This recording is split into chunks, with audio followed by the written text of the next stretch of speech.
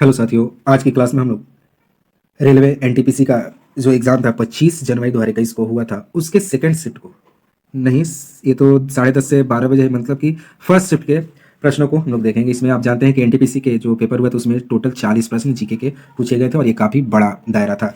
GK के प्रश्न ही NTPC के लिए काफ़ी इंपॉर्टेंट था। तो आपको मेरिट अगर बनाना है तो आपको जीके पर पकड़ होना चाहिए, क्योंकि जो गणित और रीजनिंग होता है सारे बच्चे बना जाते हैं, और रेलवे का जो मैथ और रीजनिंग होता है लेवल भी उतना हाई नहीं रहता है, सारे लड़के कर जाते हैं। तो आप लोग को सबसे अलग बनने के लिए आपको जीके पर कमांड होना चाहिए, और जीके पर कमांड के लिए आपको प्रीवियस पेपर बनाना पड़ेगा। प्रीवियस का पेपर बनाएंगे और उसके आधार पर प्रश्नों को सॉल्व करेंगे, तब जाके आपका जीके काफ़ी मजबूत हो जाएगा। और आप लोग के लिए इस चैनल पर एनटीपीसी की सारी वीडियो की प्लेलिस्ट अपडेट कर दी गई है। आप लोग जाकर वहां से सारे वीडियो को कवर कर लेंगे, और ये जितना भी एनटीपीसी का पेपर है 30 दिन के अंदर करा दिया जाएगा, क्योंकि अब मई के आसपास एग्जाम होने वाला है। तो सारे पेपर को करा दिया जाएगा। रोज 3 वीडियो आपको प्रोवाइड किया जाएगा। ऑलरेडी 30 वीडियो अपलोड कर दिया गया है, तो आप लोग को सारा वीडियो मिल जाएगा 1 महीने के अंदर।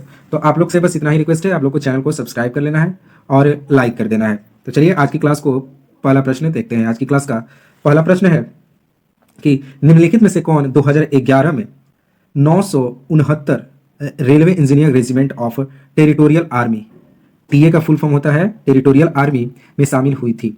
वह भारतीय सेना की पहली महिला जवान थी। तो ऐसी करने वाली सापेर शांति तिग्गा, ये जो थी 2011 में टीए में शामिल हुई थी, और इससे पहले वो भारतीय सेना की पहली महिला जवान थी। मतलब कि भारतीय सेना की महिला जवान थी और वो टीए बन गई थी। कब?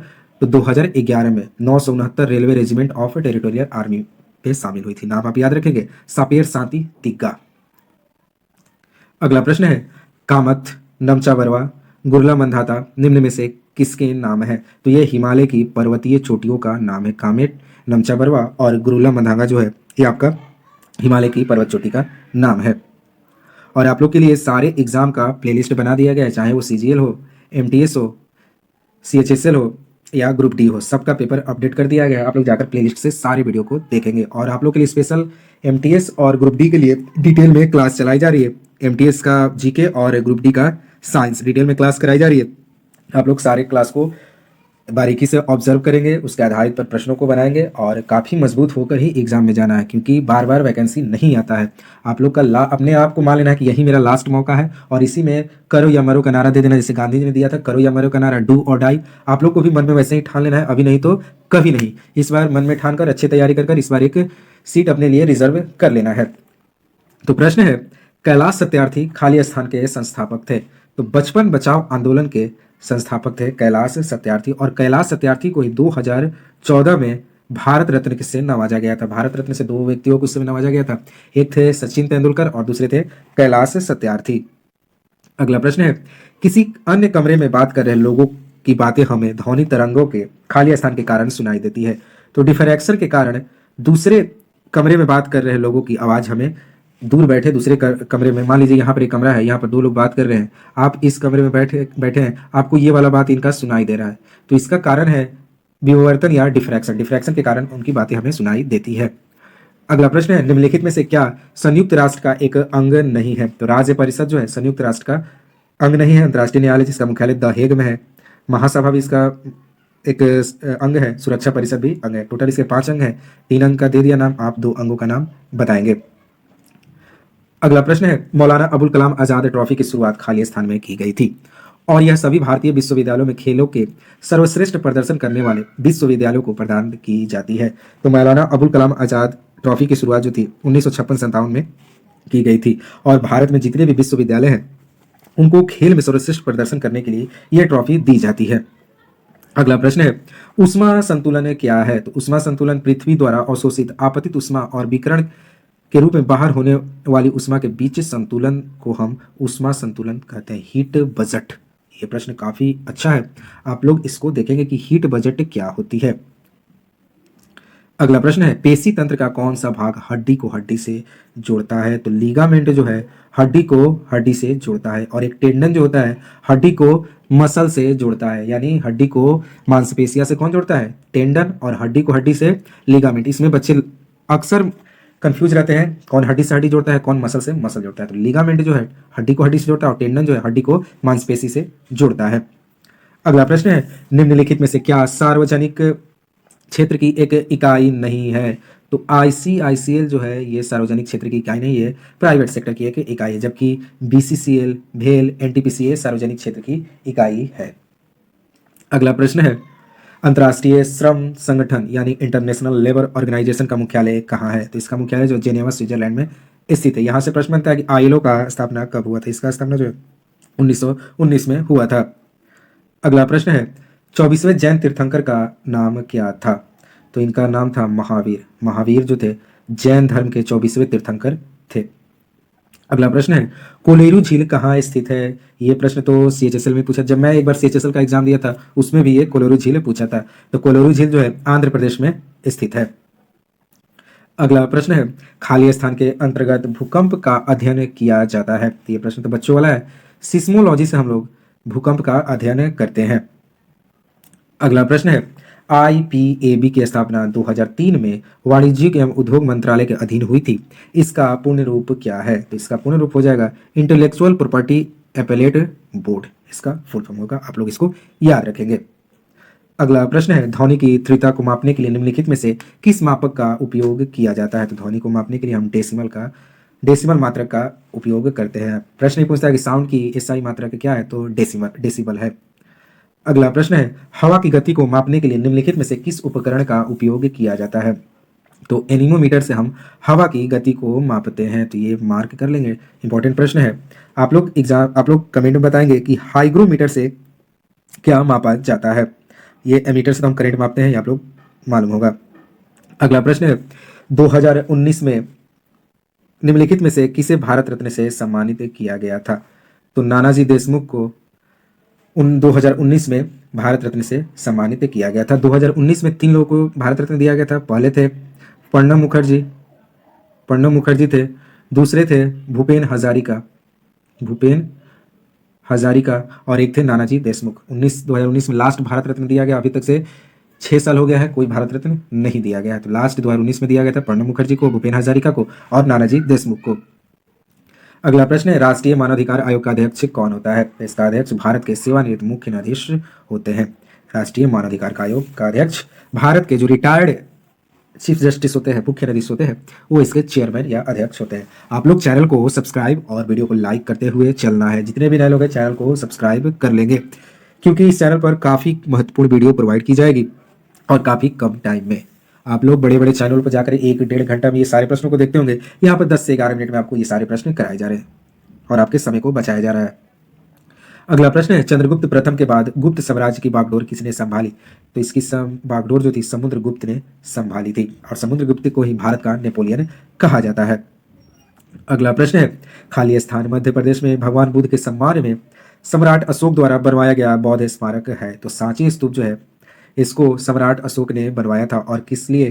तो भगवान बुद्ध के सम्मान में। और ये सांची स्तूप कहाँ है? तो मध्य प्रदेश में स्थित है।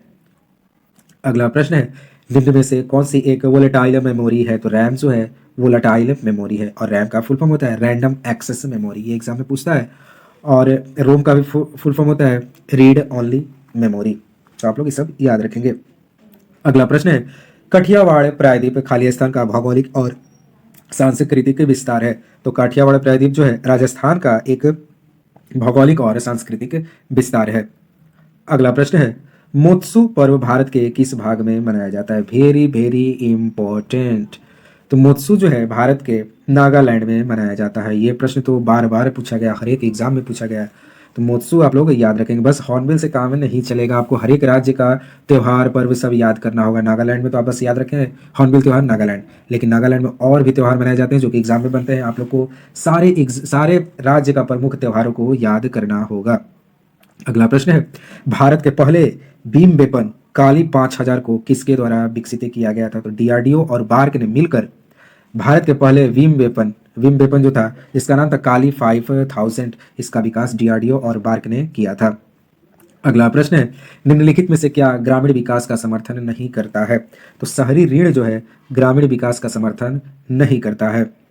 अगला प्रश्न है, नॉन वोलेटाइल मेमोरी एक प्रकार की कंप्यूटर मेमोरी है जो कंप्यूटर के चालू ना होने पर संग्रहित सूचनाओं को प्राप्त कर सकती है। तो नॉन वोलेटाइल मेमोरी वो कार्य करती है जब कंप्यूटर बंद रहता है तो उसके सारे सूचनाओं को रिटेन करती है, प्राप्त करती है। अगला प्रश्न है 1929 में दिल्ली की केंद्रीय विधानसभा की में किन दो स्वतंत्रता सेनानियों ने स्मोक बम फेंके थे? तो ये प्रश्न फिर पूछ लिया गया। तो भगत सिंह और बटुकेश्वर दत्त ने 1929 में दिल्ली के केंद्रीय विधानसभा में स्मोक वाले बम फेंके थे। ऐसा बम था जिससे किसी को क्षति ना पहुंचे, बस वो सरकार को अपनी आवाज सुनाना चाहते थे। अगला प्रश्न है प्लूटो ग्रह की खोज किसने की थी? तो क्लाइड टॉमबैक जो था ये प्लूटो ग्रह की खोज की थी। आप लोग को टोटल 8 ग्रह को याद करना होगा। 8 ग्रह से जितने भी फैक्ट बनते हैं आप लोग को उसमें सूर्य को भी इंक्लूड करना होगा। आपको सब पढ़ना होगा। इसका दिन रात कितने दिन का होता है, ये सूर्य का चक्कर कितने टाइम में लगाता है, अपने अक्ष पे कितने दिन में एक घूर्णन करते हैं, इनके कितने उपग्रह हैं, किसके उपग्रह सर्वाधिक है, इनका क्रम क्या है, पृथ्वी के नज़दीक कौन है, सूर्य के नज़दीक कौन है। इसे जितने फैक्ट बनते हैं आप लोग को सौरमंडल के सारे प्रश्नों को पढ़ जाना है। अगला प्रश्न है माँ के गर्भ में बच्चा खाली स्थान के माध्यम से अपना पोषण प्राप्त करता है। तो प्लासेंटा के मदद से माँ के गर्भ में जो बच्चा होता है अपना पोषण प्राप्त करता है, भोजन प्राप्त करता है, न्यूट्रिएंट्स प्राप्त करता है प्लासेंटा के माध्यम से। हिंदी में आप देख लीजिए बीजांडासन। अगला प्रश्न है दुनिया का पहला आधिकारिक एयरमेल फरवरी 2011 में खाली स्थान से भेजा गया था। तो दुनिया का पहला आधिकारिक एयरमेल जो था 1911 में इलाहाबाद से नैनी भेजा गया था। इलाहाबाद से नैनी भेजा गया था। कौन? तो पहला आधिकारिक एयरमेल कब? तो 1911 में। अगला प्रश्न है नीला थोथा का रासायनिक नाम क्या है? कॉपर सल्फेट नीला थोथा का रासायनिक नाम है। अगला प्रश्न है निम्नलिखित में से क्या भारत की प्रमुख कार्यक्रम नहीं है?